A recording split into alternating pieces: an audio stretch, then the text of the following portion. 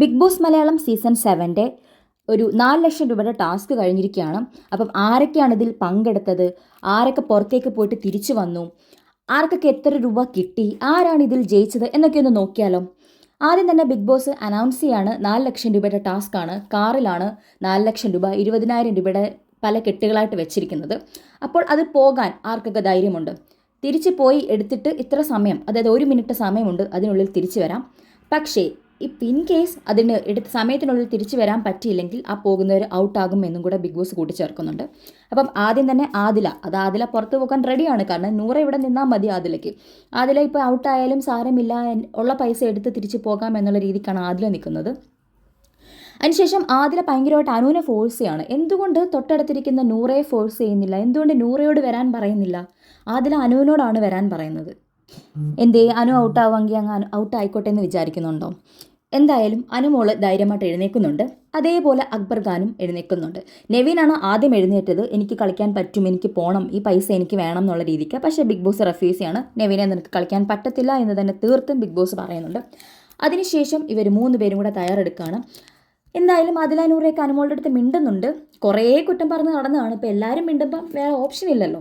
എല്ലാവരും മിണ്ടുമ്പം നമുക്കെതിരെ എല്ലാവരോടെ തിരിഞ്ഞാലോ എന്നുള്ള രീതിക്ക് മിണ്ടുന്നൊക്കെ ഉണ്ട്. അനുവിന് ഡ്രസ്സൊക്കെ എടുത്ത് കൊടുക്കുന്നുണ്ട്. അങ്ങനെ 3 പേരും കൂടെ പ്ലാൻ ചെയ്യാണ്. പണിപ്പുര ടാസ്ക് ചെയ്യുന്നത് പോലെ നമുക്കിത് ചെയ്യാം. ഒരാൾ എണ്ണട്ടെ, ബാക്കി 2 പേര് ഓടിയെടുക്കാം എന്നുള്ള രീതിക്ക്. പക്ഷേ അവിടെ ചെല്ലുമ്പം കതക് തുറക്കുന്നു. 3 പേരും കൂടെയാണ് ഓടുന്നത്. എല്ലാവർക്കും പൈസ വേണമല്ലോ, പൈസയല്ലേ. അപ്പം പണിപ്പുര ടാസ്ക് പോലെ കളിച്ചിട്ട് അങ്ങനെ ചെയ്യാൻ പറ്റില്ലല്ലോ. എനിവേ പുറത്തിറങ്ങി 3 പേരും കൂടെ കാറിനകത്ത് കയറി പൈസ എടുക്കുകയാണ്. പൈസ എടുക്കുന്നു, അവർ എണ്ണുന്നുണ്ട്. പക്ഷെ ആ എണ്ണുന്നതിനെക്കാട്ടിലും കുറച്ചുകൂടെ നമ്പർ കൂടുതലായിട്ടാണ് സ്ക്രീനിൽ കാണിക്കുന്നത്. ഒരു 50 ആകുമ്പോഴത്തേക്കും അവിടെയുള്ള ആൾക്കാർ സ്ക്രീം ചെയ്യുന്നുണ്ട്. ആ സ്ക്രീം ചെയ്ത് കേട്ടിട്ട് ഇവരെല്ലാവരും കൂടെ തിരിച്ചിറങ്ങി വരുവാണ്. അങ്ങനെ ഏറ്റവും കൂടുതൽ പൈസ വാരിക്കൂട്ടിയിരിക്കുന്നത് നമ്മുടെ അനുമോളാണ്.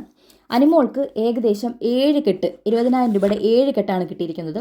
അക്ബർ ഖാന് കിട്ടിയിരിക്കുന്നത് വെറും 2 കെട്ട്. ബിഗ് ബോസ് അനൗൺസ് ചെയ്യാണ് എല്ലാവരും ലിവിംഗ് റൂമിൽ വന്നിരിക്കുക എന്നുള്ളത്. ഇവർ ഓൾറെഡി പുറത്ത് വെച്ചിട്ട് ഇതിൻ്റെ സംഖ്യകൾ എത്രയൊക്കെയാണെന്നുള്ളത് കൂട്ടുന്നുണ്ട്. ഇവർ തമ്മിലൊരു ഡീലുണ്ട്. എത്ര കിട്ടിയാലും ഒരുമിച്ച് എല്ലാവരും കൂടെ ഷെയർ ഇട്ടെടുക്കണമെന്ന്. പക്ഷേ ഒരു ഡീല് വരുമ്പം ഡീല് തന്നെയാണ്, എങ്കിലും അതിൽ വെറും 1 കെട്ടാണ് എടുത്തിരിക്കുന്നത്. ബിഗ് ബോസിനോട് ചോദിക്കുന്നുണ്ട്. അങ്ങനെ 20,000 രൂപ അതിൽ കരസ്ഥമാക്കിയിരിക്കുന്നു. അക്ബർ ഖാൻ 2 കെട്ട് 40,000. എന്തായാലും ബിഗ് ബോസ് 1,40,000 രൂപയാണ് കരസ്ഥമാക്കിയിരിക്കുന്നത്. അപ്പം ഇതിനകത്തുനിന്നാണ് അവർ ഷെയർ പറയാൻ പറ്റത്തില്ല. ഇച്ചിരി വിഷമിക്കുന്നുണ്ട്. 7 എന്താകും എന്നറിയത്തില്ല.